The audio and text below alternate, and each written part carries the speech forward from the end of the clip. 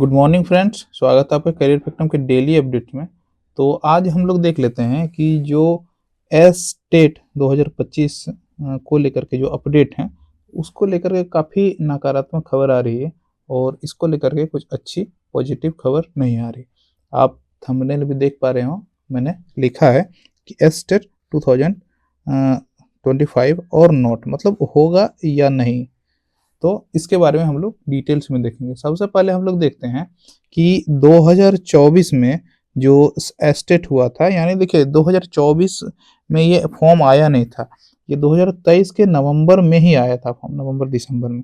और उस टाइम से फिर कहा गया था कि मार्च में एग्ज़ाम होगा, लेकिन मार्च में ना होकर आपका जून के लगभग में एग्ज़ाम हुआ था। उसके बाद आपका रिजल्ट भी होल्ड किए रखा और उसके बाद नवंबर में जाके रिजल्ट दिया 17 नवंबर को। तो इसमें जो पासिंग कैंडिडेट्स की संख्या है वो है 2.97 लाख, यानी कि 3 लाख में 3000 ही कम। तो आगे देखते हैं।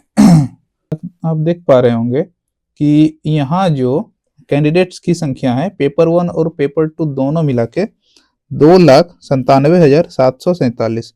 तो 2,98,000 मान ही लीजिए, यानी 3 लाख मान ही लीजिए। तो 3 लाख फ्रेश कैंडिडेट हैं और उसके बाद अभी न्यू वैकेंसी आनी है। हम लोग पीछे की भी चर्चा करेंगे और कितने वैकेंसी आए हैं इसकी भी चर्चा करेंगे। तो हम लोग जैसे देख पा रहे हैं ये सारा तो 2024 वाला है ये। और देखिए आप देख पा रहे होंगे कि ये जो है, हाँ ये है आपका 2023 वाला। 2023 में जो ऑर्गेनाइज हुआ था तो उसमें 3 लाख कैंडिडेट पास हुए थे, यानी 23 में 2 वैकेंसी आ गए थे। एग्जाम ऑर्गेनाइज हुआ 2024 में और एक 23 में हुआ, एक 24 में हुआ। लेकिन देखिए इसमें घाटा किसको होगा, फायदा किसको होगा, ये भी हम लोग इसकी भी चर्चा करेंगे। एक बार हम लोग देख लेते हैं 2019 वाला स्टेट भी। तो 2019 में जो स्टेट हुआ था उस समय 1,78,516 लोगों ने रजिस्टर कराया था, जिसमें पासिंग जो मात्र 24,599 यानी 25,000 लोग पास हुए थे। 24,500 लोग पास हुए थे, 24,500। और 2011 वाले तो बहुत कम बचे हैं।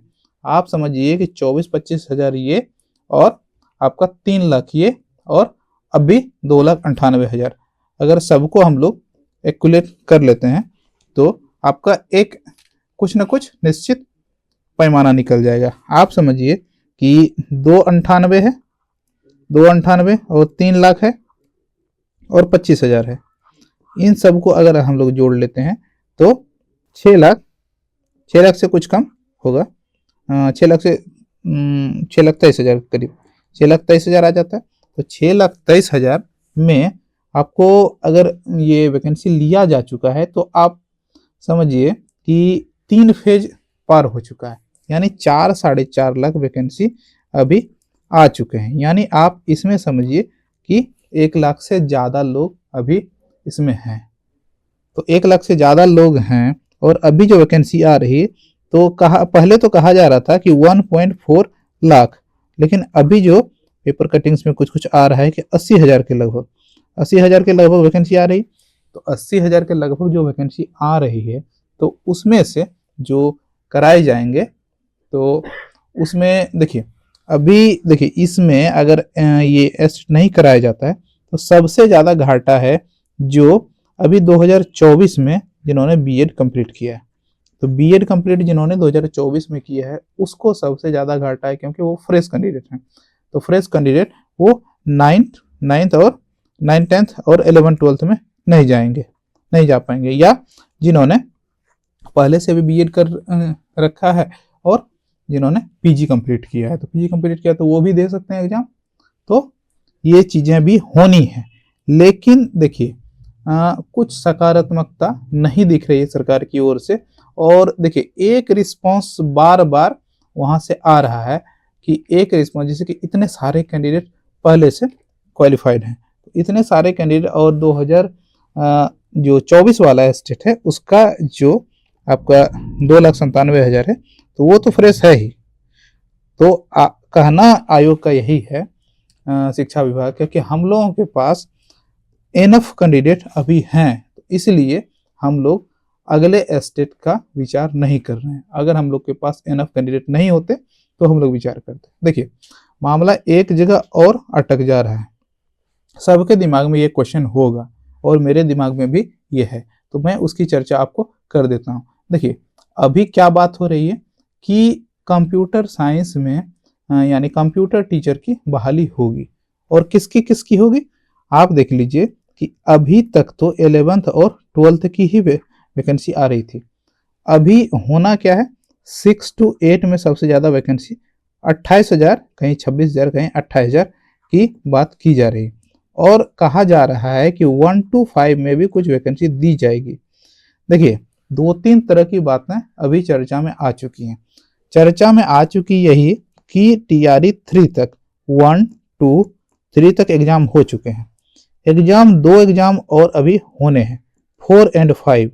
यही कारण है कि वैकेंसी की संख्या 4 में कुछ कम कर दी गई है, क्योंकि 5 भी लाना है इनको। और जहां तक बात है कि 6 to 8 या तो फिर 1 to 5 या 9 और 10th, इन सब में अगर कंप्यूटर टीचर की बहाली करनी है तो देखिए 1 से 8 तक में आपको बीटेट के थ्रू लेते हैं, राज्य सरकार लेती है एग्जाम, और 9, 10th और 11, 12th में एस्टेट के थ्रू होता है। तो एस्टेट का आयोजन तो इन्होंने 11, 12th के लिए तो कंप्यूटर साइंस का कर दिया है, लेकिन 9, 10th के लिए तो नहीं किया है। बाकी रहा 6 to 8 और 1 to 5, इसका भी कोई बीटेट का आयोजन नहीं किया, और इतना इनफ टाइम है भी नहीं बीच में कि बीच में ये फॉर्म फिलअप करवा के भरवाए जा सके। तो देखिए 2 तरह के क्वेश्चन रेज होते हैं दिमाग में, क्या 6 to 8 में कंप्यूटर साइंस की या कंप्यूटर टीचर की वैकेंसी नहीं आएगी TRE 4 में? तो ये कहा नहीं जा सकता अभी, और 11, 12th में तो सीटों की संख्या काफ़ी कम बची है, तो 200-400 सीटें अगर आ गई तो ये काफ़ी है। अगर दी गई मंजूरी तो कुछ बढ़ेंगी, और नहीं दी गई तो नहीं बढ़ेगी।